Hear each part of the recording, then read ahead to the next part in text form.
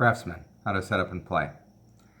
First thing we'll do is we'll set out the year marker and the season marker. The game is played over 3 years. Within each year we play 4 seasons. Next we'll set out the work point and privilege tokens. You're going to use 2 times the number of players. So I'm setting this up for a 2-player game, so I have 4 in each stack. Next we'll set out the production chain bonus tokens. Next you'll shuffle the entire deck of money cards. You're going to deal 5 to each player, and then you're going to turn 2 face up on the board. One of the important concepts in the game is that the money cards have a numerical value on it, or you can use sets of money cards. So for example, if you had 2 green cards, that's worth 5 money points. If you had 3 green cards, it's worth 10 money points. Each additional card in a matching color set is worth an additional 5. And whenever money cards are used throughout the game to pay for actions, they're always discarded face up. And then when this deck is exhausted, you would just reshuffle and create a new draw deck. After all players have their 5 starting money cards, they'll simply announce the sum of the numerical value. For this point, the color matching doesn't matter. You just add up the numbers and announce that value. You don't have to show your cards, so it's honor system. Just announce the value, and that'll determine the initial turn order. Whoever has the lowest sum of money cards gets to go first on the turn order track.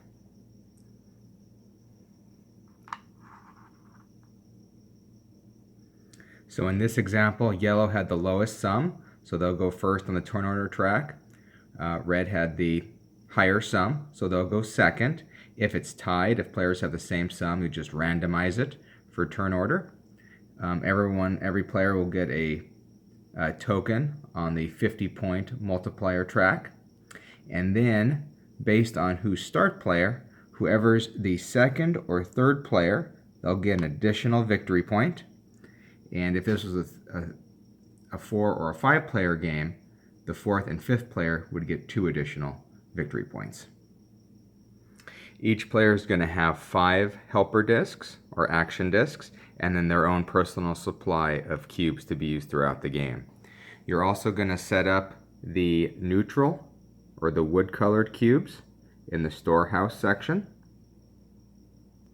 And since this is a 2-player game, I've put out blocker discs on the 3rd action space in each guild.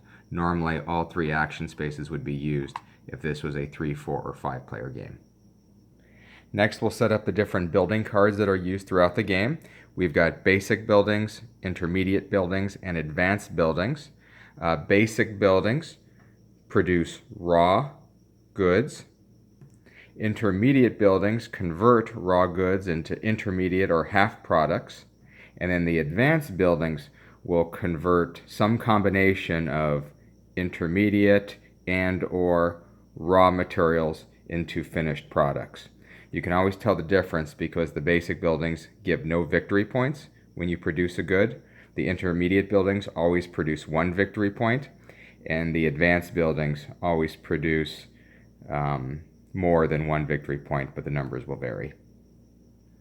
Each deck has a number of starter cards that are indicated with this house icon in the lower left, so separate these from each of the different decks, and then randomly assign all the starter buildings in the basic deck are all lumber buildings. They all produce wood. So simply shuffle these and randomly give a lumber mill card to each player face up. Once each player has a lumber mill card, take the remaining ones and set them aside. They do not get shuffled into the basic building deck. Next, you're going to take your intermediate deck, shuffle the core deck, shuffle the starter building cards. So shuffle these and then simply place those on top. And then do that for the advanced buildings. Shuffle your core set of advanced, shuffle your starter advanced cards. Once they're shuffled, place them on top. Next, you're going to deal 2 basic buildings and 1 intermediate building to each player. Those are kept face down. They haven't been built yet. So players are going to start with their 5 money cards, 2 basic and an intermediate in their hand, and 1 already built lumber mill card. Next, flip 2 cards from each deck and put them in their corresponding spot for basic, intermediate, and advanced buildings. And the final step in setup is that each player in turn order can replace one of their starting cards. So if they want to replace their lumber mill card, they can turn this in and take one of the other lumber mill cards. Or if they want to replace one of their beginner or intermediate cards, they simply would take and draw from the top of the draw deck, and they would place their return card under the deck. So that's an option that each player has in turn order before the game starts. So the game is played over 3 years, and then in each year we have 4 seasons. So spring, summer, and fall all play the same, and then the winter season is a special abbreviated season that has a scoring round at the end of it.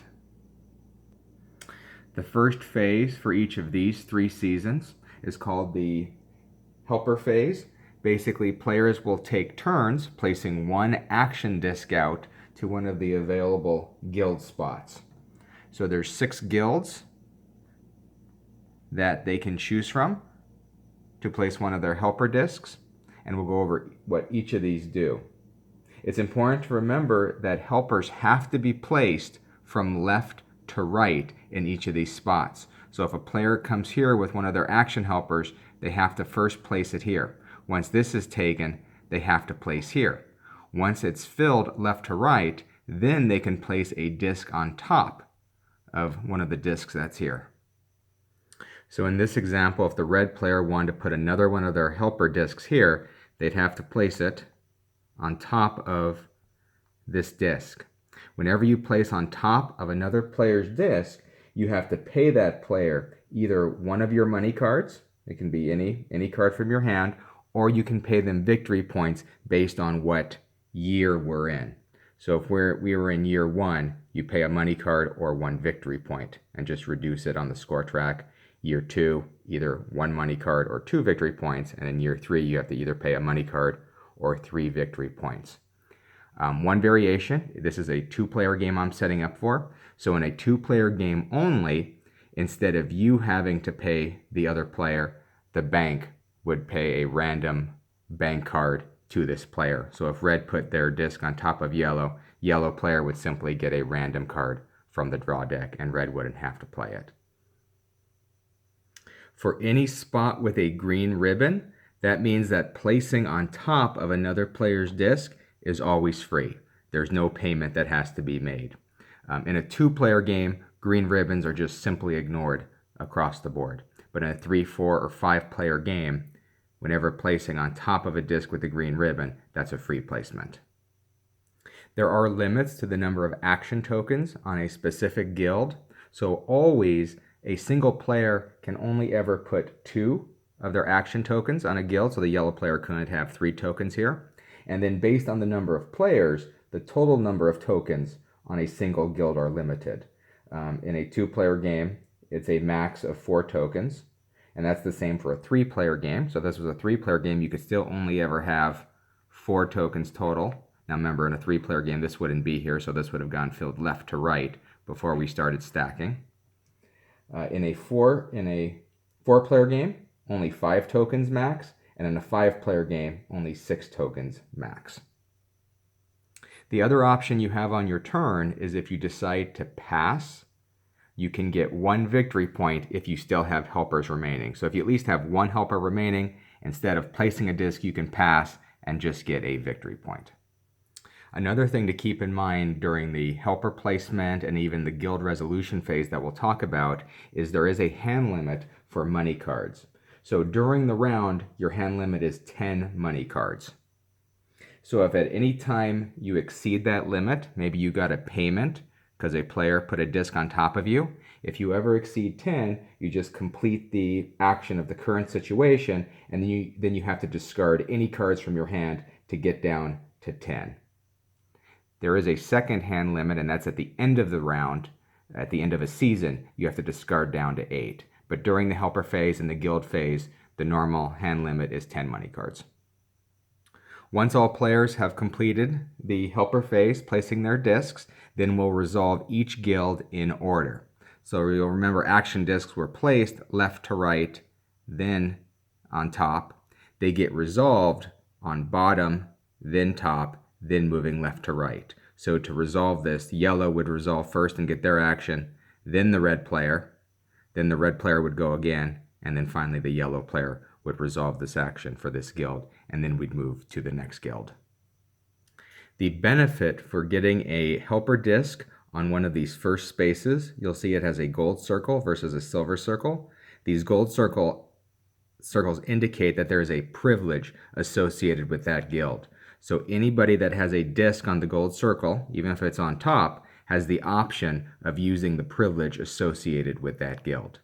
And all of the guilds have a privilege, except for the town hall here. There are no privileges here, even though they're gold circles. This is a misprint. These were meant to be just silver circles. When resolving your action token, you can also get the benefit of the privilege if you decide to discard one of the privilege tokens that you maybe acquired from a prior round. So if red player was resolving this action, they could turn in this privilege token and actually get the privilege benefit associated with this guild. Any tokens where a privilege is utilized get slid up to this top part. So let's say the yellow player has the option of using the privilege. Let's say they resolve their action and they do use the privilege, so we'll slide them up there. The red player has the option of using the privilege, but let's say they decide not to. And so they could either just keep their disc there or they could return it to their supply. But it's important to remember that any disc that does use the privilege gets slid up, and we evaluate that at the end of the season. If when resolving their silver action, or let's say the red player resolves their action, they obviously have a silver, so they don't get a privilege. But let's say the yellow player wants to discard a privilege token. So if they use a privilege, even if they were on a silver ring, as long as they use the privilege, they'll also get slid up, because both these action discs use the privilege, either from the gold ring or by discarding a privilege token. All right, I've returned them. Let's talk about each of the guilds now. The first guild is the Bankers Guild. The action is the player draws 4 money cards and they have to return 2 of the money cards. At least one of the 4 money cards drawn has to be one of the face-up. If they want to, they can take both of the face-up cards and then take 2 from the draw deck, or they have to at least choose 1. If they choose 1, they would draw 3 from the draw deck. They take all those cards into their hand, and then among their entire hand, they can choose which 2 to discard face-up. And these cards are only replenished once a player has taken all 4 of their cards. So let's say they took 1 here, and then they take 3 from the draw deck. Once they have 4 cards in their hand, then we'd flip back and replenish these drawn cards. The privilege associated with the Bankers Guild is they only have to return 1 card instead of 2.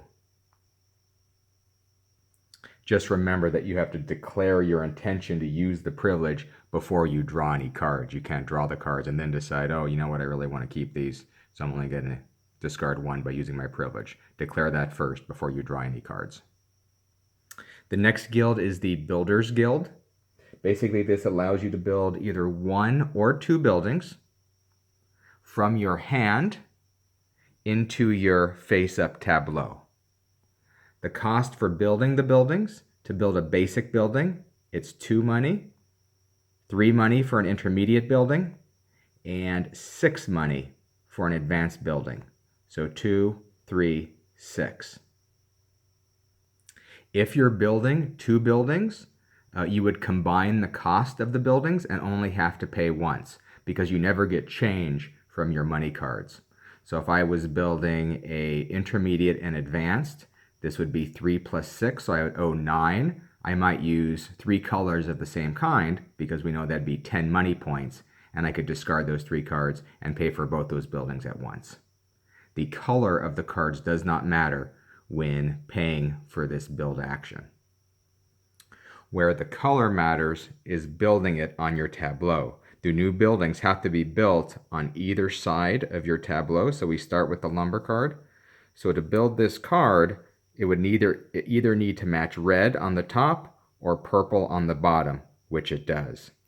And then building my second card, I can see I can build it on this side because the purple matches, or I can build it on this side because the purples on the bottom match.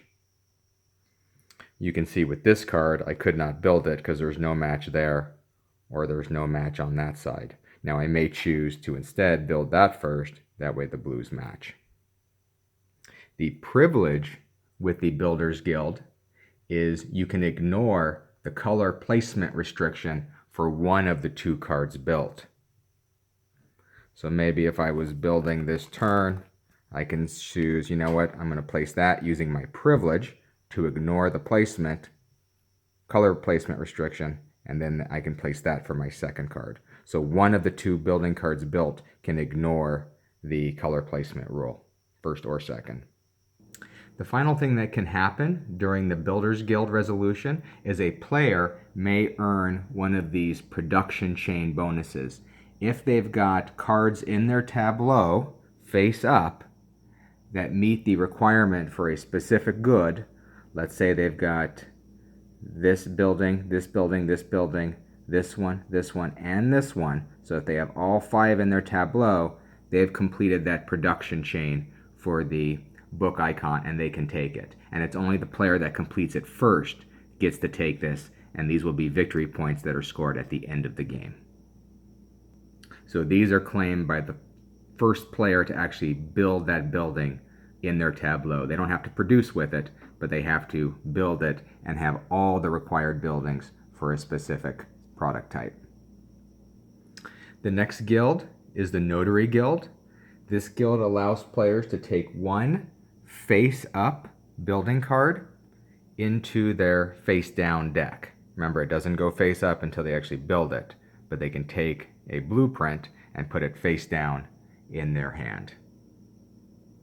There's 2 options for possibly acquiring the card. The first option is they simply pay the money, and the money has to match one of the colors on the card.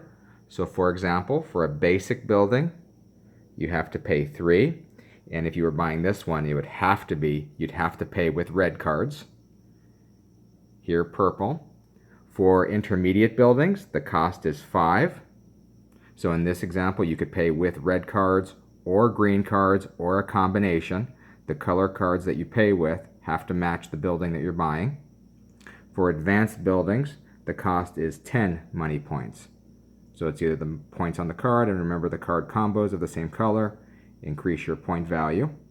So you can just straight up buy one of the face-up cards, or you can place one of the cards up for auction. You can see if a card is won via the auction method, you can pay in any color denominations that you'd like. The colors no longer matter, but you have the risk of actually losing the auction and another player getting a building card during your action resolution. To do the auction, you simply pick which card you'd like to have auctioned, and you set your opening bid. The minimum has to be 1. The bidding would then just proceed clockwise. Each player would get the option of raising the bid or passing out of the auction completely, and you would just keep going round robin style until all players have passed except one, and that player would win the auction for the card and pay the amount. Discard those cards face up, and the color of the money cards don't matter. If no other players raise the initial bid amount set by the player, then the mayor will get a chance to actually increase the bid. So whether it's a beginner, intermediate, or advanced card will determine how many cards are randomly drawn from the top of the deck. For a basic building, 1 card gets flipped over. For an intermediate building, 2 cards would get flipped over. And for an advanced building, 3 cards would get flipped over. And the mayor's bid is equal to the highest possible value of those cards, either using the numerical value or the color card combos. So if 3 cards, let's say for an advanced building, got drawn of all the same color, we know that's a bid of 10, because 3 matching color cards can be used as 10 money points. At that point, the player that initiated the auction gets 1 chance, if it's necessary, to raise the mayor and exceed their highest possible value in order to win the card. So those are the 2 ways to acquire a building card The privilege for this action is that either before or after the card is acquired, the player may rearrange one of the 3 decks. So basically they'd take the 2 face-up cards for the deck chosen along with the top 3 of the draw deck, so they'd have 5 cards total, and then they could decide which 2 to return face-up, and the 3 they didn't pick, they can choose to either put them on top or on the bottom of the draw deck. And then it's important to remember that the building card taken does not need to match the rearranged ones. So they could decide, I'm going to rearrange this deck, but then actually purchase this card. Or maybe I put this card up for auction, I got it, and then I choose to rearrange this deck. Most of the time, you're going to rearrange the deck prior to taking the card because you're trying to find a specific production building. Next is the Craftsmen Guild. This will give each helper token a number of work points equal to the round. So in round 1, you get 3 work points. In year 2, you get 4 work points. And in year 3, you would get 5 total work points for each helper disc resolved. The first thing you do when resolving a helper disc action on the Craftsman building is first fill in all the blank inputs on your basic buildings or your raw material buildings.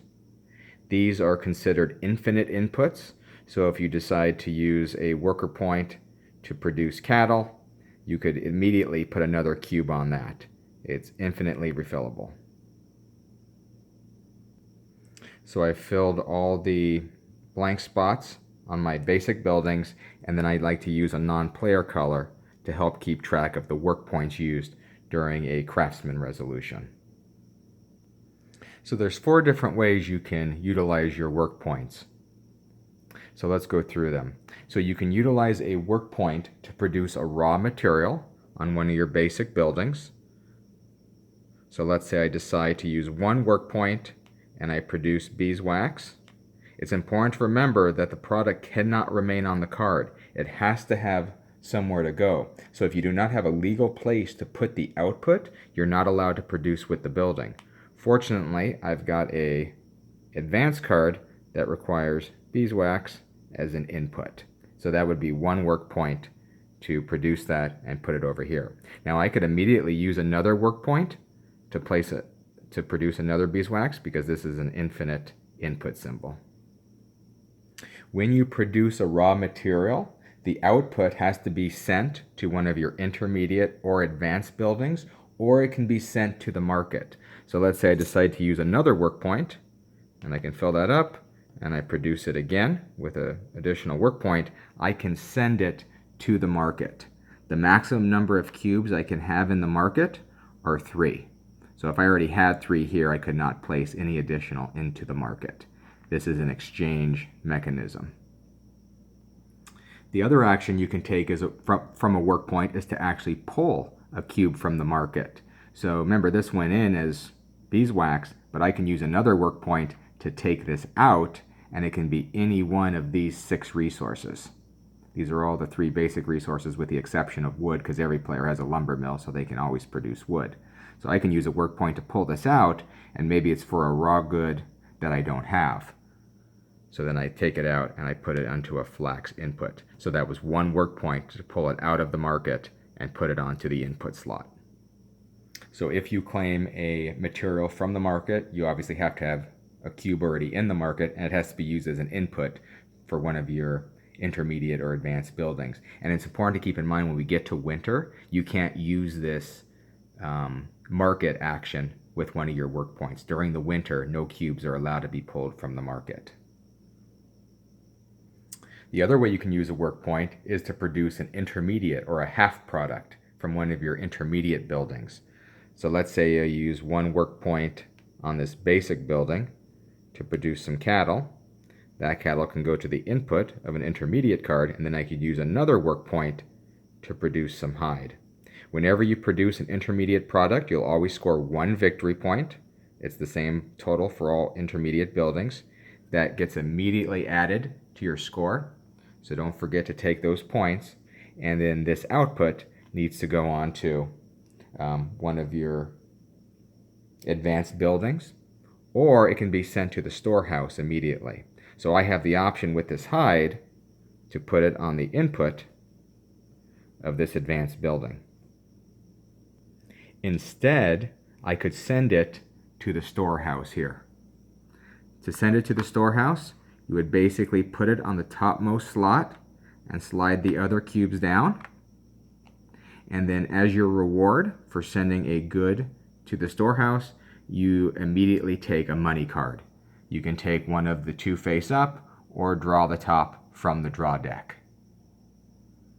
At the end of the scoring round, at the end of winter, you'll see you get victory points for each cube you still have remaining in the storehouse. As other players put cubes in here, your cubes may get pushed off.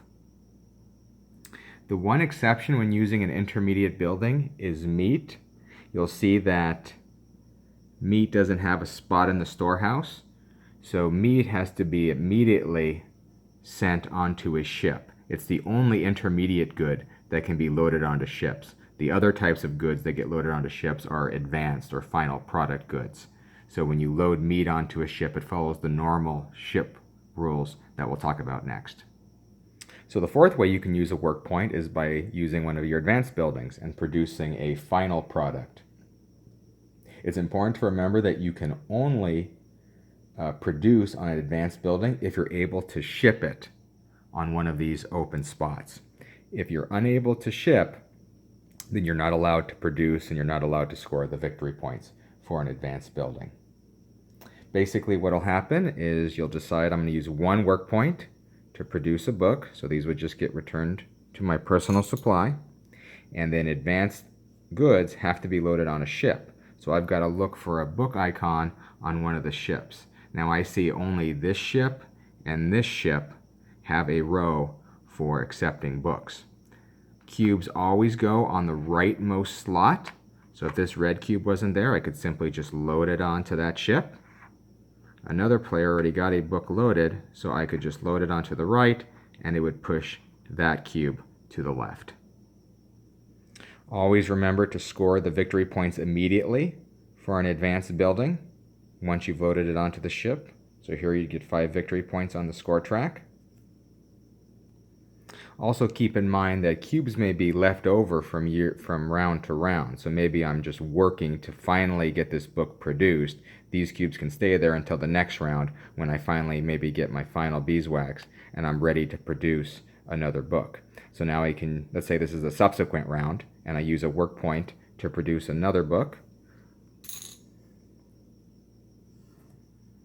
But now we've seen that all the spots are filled, and cubes don't simply get pushed off. So I just couldn't slide this on the right and push that red cube off. I have to do what's called bribing the captain. So to bribe the captain, I discard any single money card, and that would bribe the captain to kind of push that cube off the boat, and then I could slide over and fill that spot. You can never bribe the captain to push your own cube off. So if this was the situation and I wanted to produce another book, I couldn't, because I cannot bribe the captain. And so since I cannot load a ship, I can't bribe the captain to push my own cube off, and I can't load a ship, I could not even produce with my book building, nor could I get the victory points. So you can only produce final products and score the victory points if you're able to load it onto a ship, either with an open spot or by bribing the captain to push a cube off. The privilege associated with the Craftsmen Guild is you get to produce an extra good, an extra raw material at one of your basic buildings where you already produced when resolving that action. So you'll remember the first thing we do is we fill up all the infinite icons. And so let's say we did that, and this is the same resolution round. I can see that I produced with my beeswax building because there's nothing there. Now I could keep producing it, but each time I would leave that off just to remind me that I produced with it. And I also produced with this one. So I could use the privilege to immediately get one extra cube from a basic building that I produced on. Since I didn't produce wood this round, I could not get an extra wood. But let's say, yes, I will use my privilege. I'll get an extra beeswax, and I'll place it immediately there. Keep in mind, you can use this privilege at any time during the resolution. So let's say it's a brand new round and I've reset all the inputs, and let's say I have the privilege. So I could use one work point to create the beeswax, and I've got a place to put it. I can now decide to put the book and put a book on a ship, and then come back and say, you know what, I'm going to use my privilege now to get another beeswax because I've cleared that spot, and I can put it there. So you can use that at any time during your resolution. Keep in mind too, maybe your action disc was on a silver icon. If you were in possession of a privilege token, you could discard that to get the privilege of any of the guilds. Also, if you had a work point token acquired earlier in the game, you could discard that for one additional work point. So to recap, during the Craftsman action, you can use work points to either produce raw materials, intermediate materials, or advanced or finished products, or you can use a work point if you had a cube here to pull a product from the market and place it on a card. The next guild is the Traders Guild, and this allows you to buy one intermediate or half product by paying a money card. So you can see the action is to pay a money card and to get an intermediate or half product. So let's say I put an action disc here and I really want a hide.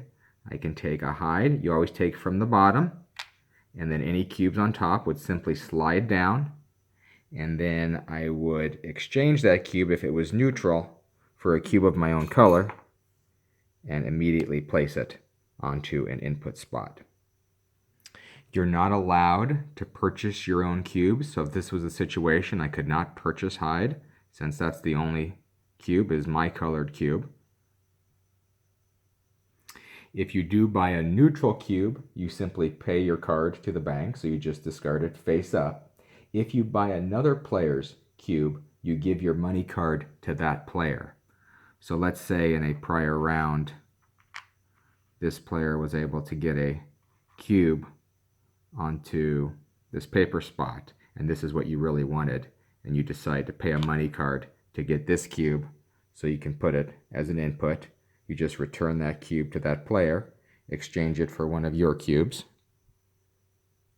and then the money card you would have paid goes to that player for the cube you took. And then remember, cubes slide down. The privilege for the Traders Guild is instead of paying a money card to take a cube, you can actually just simply discard one of your cubes from the market if you had one. So let's say I decide to exercise the privilege for the Traders Guild. Instead of paying a card, I can simply just discard this and take the cube I wanted, as long as I've got an input spot for it.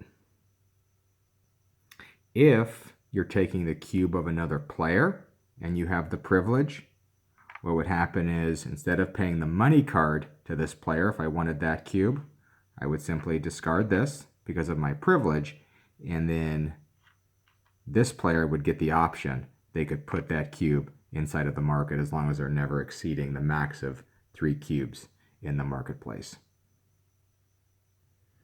The final guild is the Town Hall Guild.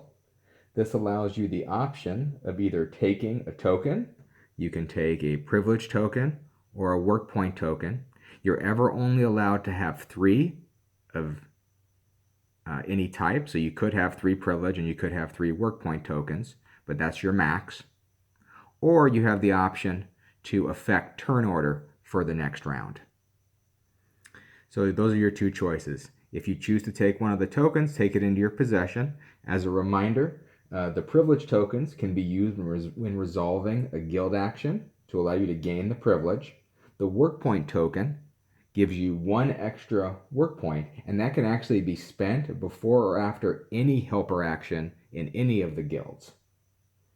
It can't be modified with the privilege token though. You couldn't use a work point token and discard a privilege token to get that extra raw material production. Instead of taking one of the tokens, you could use one of your helper discs to get a higher turn order placement for the next round. So if you came here, you would simply slide your disc from the turn order track into the leftmost available spot, guaranteeing you a higher placement of turn order in the next round.